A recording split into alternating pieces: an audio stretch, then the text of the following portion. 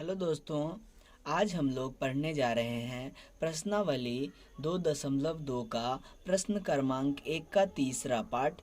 तो प्रश्न है कि निम्न द्विघात बहुपदों के शून्यक ज्ञात कीजिए और शून्यकों तथा गुणांकों के बीच संबंध की सत्यता की जांच कीजिए। ये बड़ा ही सिंपल प्रश्न है और इसे हम लोग बहुत आसानी से सीख जाएंगे इस वीडियो में आगे बढ़ने से पहले अगर आप चैनल पे नए हैं, चैनल पे पहली बार आए हैं, तो इस चैनल को अभी सब्सक्राइब कर ले ताकि आप मैथ को बहुत आसानी से सीख पाएँ। तो इस वीडियो में हम लोग इस प्रश्न को हल करेंगे। इससे पहले हमने दूसरा और पहला प्रश्न को हल किया हुआ हूँ, तो उसे आप वीडियो में जाके देख सकते हैं। प्लेलिस्ट बना हुआ है तो आप वहाँ जाके उसको देख सकते हैं। ठीक है, चलिए हम लोग इस प्रश्न को स्टार्ट करते हैं। अंत में वीडियो पसंद आएगा तो वीडियो को जरूर से लाइक करेंगे और चैनल को सब्सक्राइब करके जाएंगे। ठीक है, चलिए हम लोग प्रश्न को स्टार्ट करते हैं।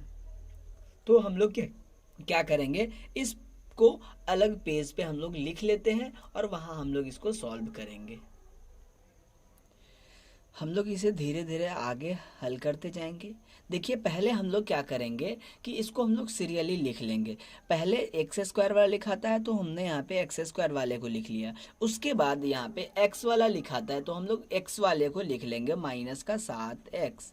ठीक है, उसके बाद 3 जो अकेला बचेगा वो उसको हम लोग लिख लेंगे। ये हो गया हमारा लिखने का तरीका। ठीक है, आगे हम लोग बढ़ेंगे। देखिए, इसमें जो होता है ना, ये पहला होता है और ये लास्ट होता है। तो पहला पद का जो गुणांक होगा वो और लास्ट, इसमें हम लोग करते हैं गुना। तो यहाँ पे 6 है और यहाँ पे 3 है, तो 6 और 3 का हम लोग गुना करेंगे तो आंसर आएगा 6 तिहाई 18। इसको हम लोग रफ पे समझते हैं। तो 18 हमें जब आया तो इस 18 को हम लोग क्या लिख सकते हैं, इसे हम लोग 9 गुने 2 लिख सकते हैं। राइट, 9 गुने 2। अब हम लोग 9 और 2 को अलग अलग लिख लेते हैं और इसमें x लगा लेते हैं।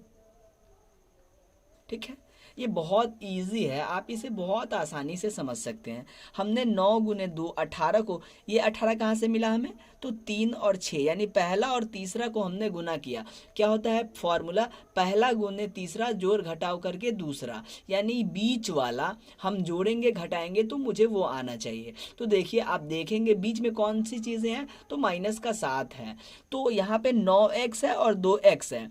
तो हमें गुना, तो हम 9 दूनी 18, हमें फाइनली 18 मिलेगा। गुना करने से तो मुझे 18 मिल रहा है, लेकिन जोड़ना या फिर घटाने के कंडीशन में मुझे -7 चाहिए। हमने दोनों में लगा दिया x।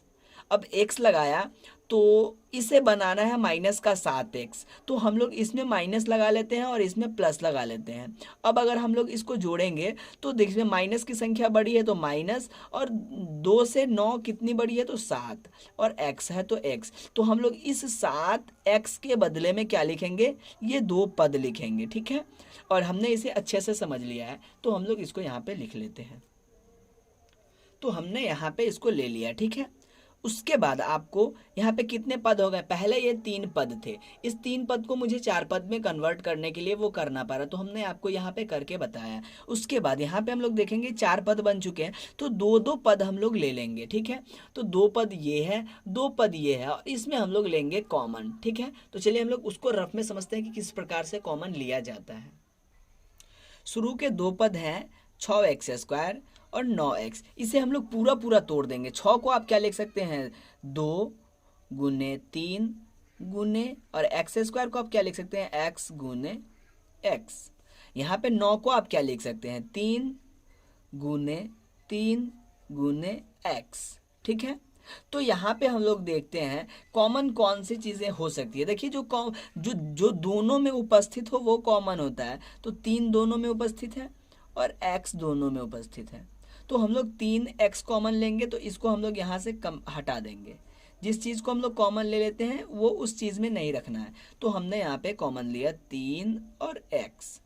अंदर क्या बचा, देखिए, जब हमने 3 और x ले लिया, देखिए यहाँ पे क्या है, ये माइनस का 9x था, तो माइनस का 3 गुने 3 गुने x, 3 तिहाई 9, माइनस का 9 बना और x। ठीक है, तो यहाँ पे हमने प्लस वाले 3 को हटाया और प्लस वाले x को हटाया, तो यहाँ पे आप देख रहे होंगे 2 बचा और x बचा। तो यहाँ पे हम लोग लिखेंगे 2 एक्स, राइट। उसके बाद नीचे हम लोग देखते हैं तो माइनस का 3 बचा, तो हम लोग लिखेंगे माइनस का 3। इसी प्रकार हम लोग इसको चलेंगे लेके, तो देखिए इसमें 2x को हम लोग अलग करेंगे तो इसको हम लोग लिख सकते हैं 2 गुने x, और -3 को हम लोग इसके साथ हम लोग एक और ले लेते हैं, ठीक है। -3 को हम लोग अलग करेंगे तो -3 गुने 1 लिख सकते हैं, राइट। तो प्लस का 1 हम लोग बाहर निकाल सकते हैं, ठीक है।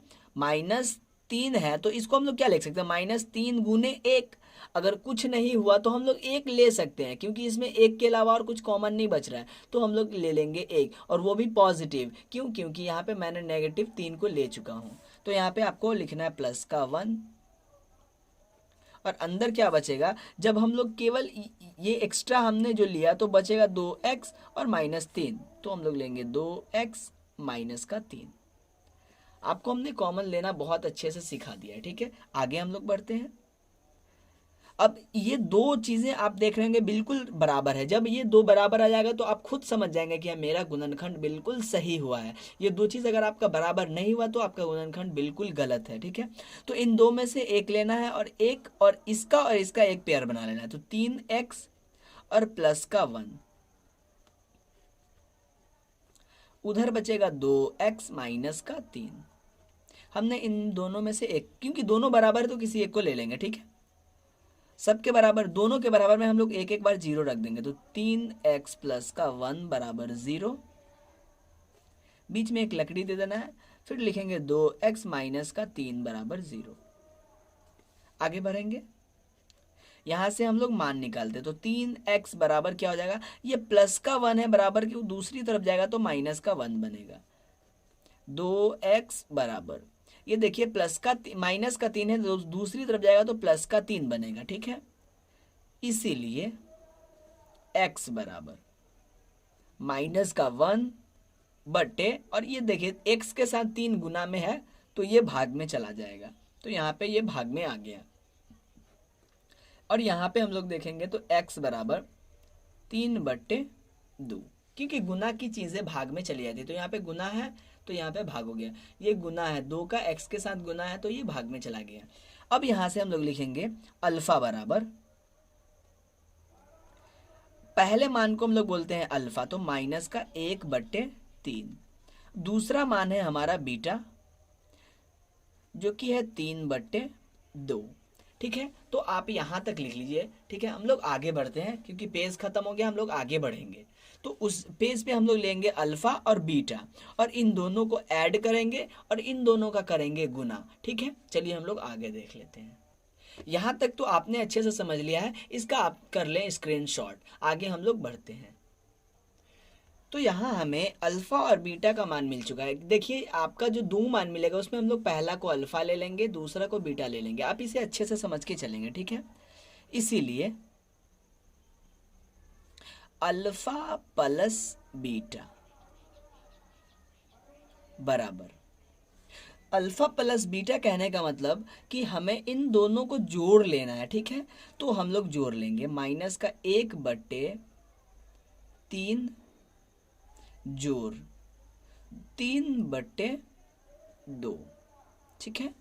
हम लोग इसको आगे बढ़ते हुए जोड़ लेते हैं। 3 और 2 का एलसीएम हम लोग लेंगे तो 3 दूनी 6। आप इसका एलसीएम लेंगे तो 3 दूनी 6 आएगा, ठीक है। 3 का हम लोग 6 में भाग करेंगे 2 बार जाएगा, और 2 को ऊपर 1 के साथ गुना करेंगे तो 2 होगा, और वो भी माइनस का, क्योंकि उसमें माइनस है तो ये माइनस का 2। प्लस है तो हम लोग देंगे प्लस 2 का हम लोग भाग करेंगे 6 में तो 3 बार जाएगा, और 3 को ऊपर 3 के साथ गुना करेंगे तो ये हो जाएगा 9, और 9 होगा तो हमारे पास जो आंसर आएगा प्लस का 7/6, तो 7/6। आगे बढ़ेंगे। अब हम लोग को ले लेना है अल्फा गुने बीटा, अल्फा गुने बीटा। अब इन दोनों मान का हमें कर देना है गुना। तो देखिए मान क्या है, 1/3 गुने 3/2। आगे बढ़ते हैं। तो 1 का 3 के साथ गुना होगा, सॉरी इसे आप काट सकते हैं, 3 को 3 के साथ काट सकते हैं। तो फाइनली मुझे -1/2 2 मिल जाएगा। ठीक है, अब हम लोग इतना हमें जब मिल चुका है तो अब हम लोग लेंगे सत्यता की जांच। अब हमें जांच कर लेना है, यही आपका सबसे इंपॉर्टेंट टॉपिक है। तो हम लोग लिखेंगे सत्यता की जांच और आपको लिख देना है ए बराबर बी बराबर सी बराबर। अब सवाल है सर ए बी और सी हम लोग कहाँ से लाएंगे? तो ए बी सी आपका इसी में से मिलेगा। ठीक है, तो जो एक्स स्क्वायर का गुणांक होगा वो आपका हो जाएगा, क्योंकि ये आपका है समीकरण, सॉरी बहुपद है। इसमें बराबर के बाद 0 अगर हम लोग लगा दें तो ये हो जाएगा समीकरण। बहुपद और समीकरण में बिल्कुल इतना ही फर्क होता है, बराबर के दूसरी तरफ हमने 0 लगा दिया तो ये समीकरण हो गया, अगर नहीं है तो बहुपद है। देखिए एक्स स्क्वायर का गुणांक जो होगा वो हो जाएगा आपका a, तो ये हो गया 6 आपका a। b हो जाएगा आपका x का गुणांक, तो ये माइनस का हो गया 7। और c जो है वो आपका हो जाएगा ये लास्ट वाला माइनस का 3। ठीक है, तो अब हम लोग इसको सॉल्व कर लेते हैं। तो हम लोग लिखेंगे इसीलिए फॉर्मूला वाला अल्फा प्लस बीटा, तो हम लोग लिख लेंगे अल्फा प्लस बीटा बराबर वो फॉर्मूला होता है -b बटा a। उसके बाद दूसरा फॉर्मूला जो है हमें इसी का जांच करना है, अल्फा प्लस बीटा जो निकाले थे वो हमने, और फिर आपको अल्फा गुने बीटा, वो दो चीज़ें आपको बराबर लेके आना है। अल्फा गुने बीटा जो होता है वो होता है c बटा a। ठीक है, तो अब हम लोग केवल मान लिखना है, तो -b बटा a। देखिए माइनस यहाँ पे फॉर्मूला का है, और जब फॉर्मूला में तो माइनस होता है, अगर b का मान में माइनस हो तो यहाँ पे प्लस का वैल्यू रखना है। ठीक है, क्योंकि माइनस और माइनस गुना होगा तो हो जाएगा प्लस, क्योंकि b का मान में क्या है माइनस है, तो माइनस और माइनस मिलके, ये तो फॉर्मूला का माइनस है, ये आपका ये b के मान का माइनस है, तो माइनस और माइनस मिलके हो जाएगा प्लस, और बचेगा क्या 7। तो हम लोग लिख लेंगे 7 बट्टे a का मान कितना है, तो आंसर है 6, तो यहाँ पे 6 मिला। अब इसको हम लोग देखेंगे कि अल्फा प्लस बीटा जो हमने निकाला था क्या उसका मान 7/6 है, तो हाँ, तो यहाँ पे आपको क्या मिला 7/6। तो संबंध की सत्यता की जांच तो हो चुकी है, हमने जांच कर लिया। अब उसके बाद हम लोग अल्फा गुने बीटा c बटा a रखेंगे। ठीक है, तो यहाँ पे हम लोग c का मान देख लेते हैं। तो देखिए c का मान आपका है -3, तो हम लोग रखेंगे -3 बट्टे a का मान क्या है, तो आंसर है 6, तो हम लोग लिखेंगे 6। और आप इसे जब डिवाइड करेंगे तो -1/2 आएगा।